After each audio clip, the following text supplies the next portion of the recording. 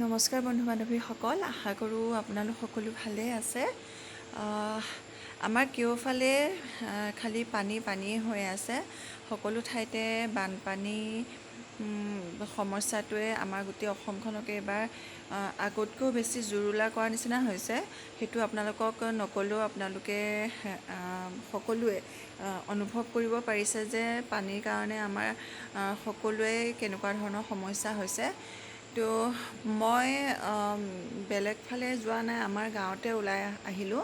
গাঁৱৰ আমাৰ পথাৰত পানী সোমাইছে বুলি ক'লে আৰু পথাৰ একেবাৰে মানে পথাৰখন পূৰ হৈ যোৱা বুলি ক'লে পানীৰে। চাবলৈ আহিলোঁ, তাকে কেনেকুৱা হৈছে, কাৰোবাৰ ঘৰত পানী সোমাইছে নেকি, কেনেকুৱা ধৰণৰ গাঁওখনৰ পৰিস্থিতি হৈছে সেইটোকে এবাৰ চাবলৈ আহিলোঁ আৰু ভাবিলোঁ আপোনালোককো দেখাওঁ। তো এইখিনি আমি ডিমৌৰ ওচৰত দেখাইছোঁ। ডিমৌৰ ফালে পথাৰ খুব পানী ফুল হৈ গৈছে। এইখিনি পথাৰখন আপোনালোকে দেখিব পাইছে। নালাগে, তুমি এয়া চোৱাচোন কেনেকুৱা অৱস্থা হৈছে, দেখিছা? এয়া পানী যেতিয়া মানুহৰ ঘৰত সোমাই যায় কি হৈ যাব কোৱাচোন তুমি? তাকে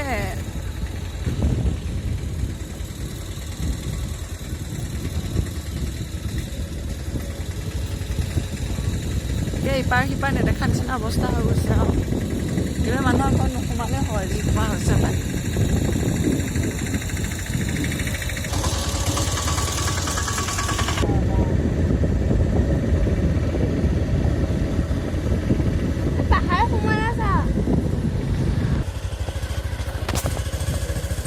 বাৰীয়ে ঘৰে চবতে পানী আছে।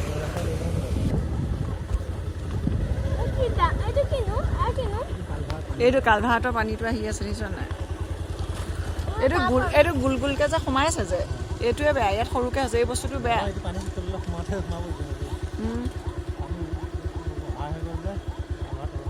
এইটো আহিছেনে?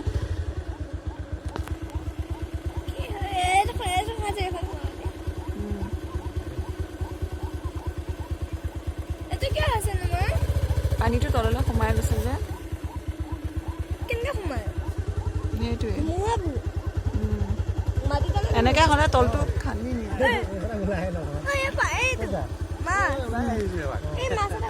মাছ এটা গৈছে। এইফালে আহিলোঁ আমাৰ পথাৰ হেতালি, এইখিনি পূজাবৰী। এইপিনে পথাৰতো বহুতখিনিয়ে পানী বাঢ়ি গৈছে। পানী সোমাল নেকি? নাই সোমোৱা। চোতাললৈকে হ'ল।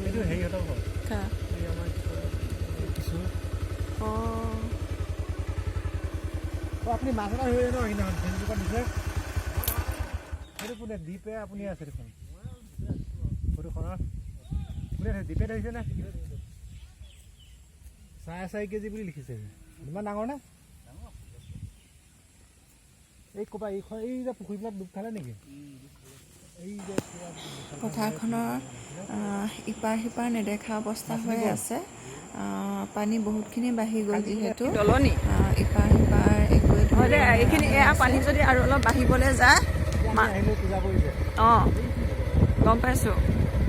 নহয়, এইখিনি পানী যদি তোমাৰ বাঢ়িবলৈ যায় আৰু মানুহৰ ঘৰৰ ভিতৰত সোমাবই, মানে কোনো পানী নাই আৰু মানুহবিলাক থকাই মানে বেছি স্পীডত আহিছে পানী, গম পাইছা নাই?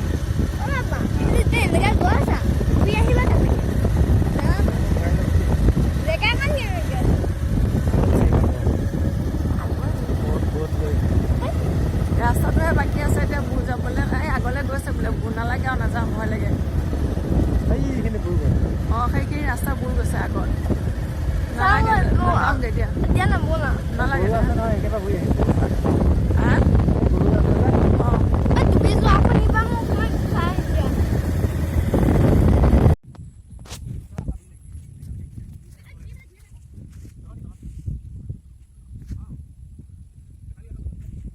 পানীটো বাঢ়ি আছে, এইপিনে গৈ আছে, গম পাইছা নাই? পানীটো কমা নাইতো।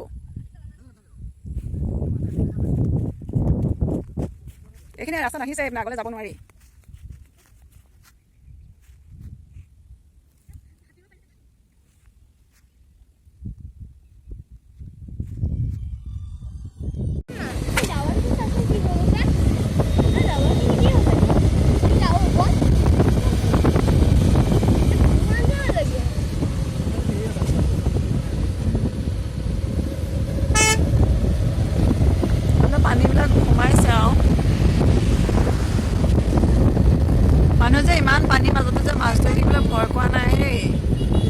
বজাৰ গোটেইখন পানীয়ে বজাৰত পানী সোমাই গ'ল আকৌ অঁ সেইটোতো কৈছোঁ পানী কমা নাইতো কাকমাৰীৰ পৰা আমি মৰিগাঁৱৰ ফাললৈ আহি আছোঁ বেছি দূৰ যোৱা নাই কাকমাৰীৰ পৰা অলপ আগলৈ আহিলোঁ এইখিনি কি কয় মই নাজানো নাম কিন্তু এইফালে মানুহৰ ঘৰত প্ৰায় কেইঘৰ মানুহতে পানী সোমাইছে আৰু তেওঁলোকে ৰাস্তাৰ কাষত এনেকৈ শিবিৰ পাতি থাকিব লগা হৈছে আপোনালোকে ভিডিঅ'টোত দেখিব পাইছে তেওঁলোকে তেনেকৈ শিবিৰ পাতি থাকিব লগা হৈছে তো যিমানখিনি পাৰিছোঁ মই আপোনালোকক দেখাবলৈ চেষ্টা কৰিছোঁ যে আমাৰ ইয়াত কেনেকুৱা পানীৰ কাৰণে কেনেকুৱা ধৰণৰ পৰিস্থিতি হৈছে এইফালে বহুকেইঘৰ মানুহৰ ঘৰতে পানী সোমাইছে দেখিলে দুখ লগা অৱস্থা এটা হৈ আছে যিহেতু মানুহৰ ঘৰখন বহুত কষ্ট কৰি এখন ঘৰ মানুহে খুব ধুনীয়াকৈ সজাই তোলা হয় বহুত কষ্টৰ ফলত কিন্তু এতিয়া আমাৰ বানপানীৰ কাৰণে মানুহৰ গোটেই সপোনবিলাকেই ভাঙি যোৱা নিচিনা হৈছে আৰু লগতে যিটো বিলাই হৈছে শিবিৰ পাতি থাকিব লগা হৈছে ৰাস্তাৰ কাষত আৰু ৰাস্তাৰ কাষত শিবিৰ পাতি থকাৰ কাৰণে আপোনালোকে হয়তো নিউজতো শুনিবলৈ পাইছে বহুকেইটা দুৰ্ঘটনাও সংঘটিত হৈছে যিটোৰ কাৰণে তো বহুত দুখ লগা অৱস্থা এটা আৰু যদি আহি ন এইখিনি আৰু অলপ আহি গ'লে ৰাস্তা পাৰ হৈ যাব বহুত আহি গ'লে এই মানুহ তললৈ যায় নাই কি কাৰণে মাছ ধৰিবলৈ গৈছে চাচোন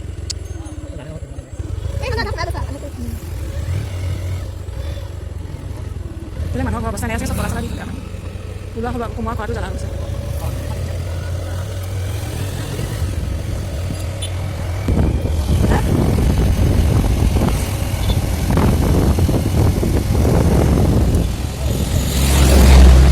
আৰু এইখিনি হ'ল আমাৰ জাজৰি বালিজানৰ ৰাস্তাটো হয় বালিজানৰ ৰাস্তাটোতো দুয়োটা পাৰেই পানী হৈ গৈছে একদম ৰাস্তাটোহে বাগৰা নাই কিন্তু দুয়োটা চাইডে ইপাৰ সিপাৰ নেদেখা দুয়োটা চাইডে একদম পানী হৈ গ'ল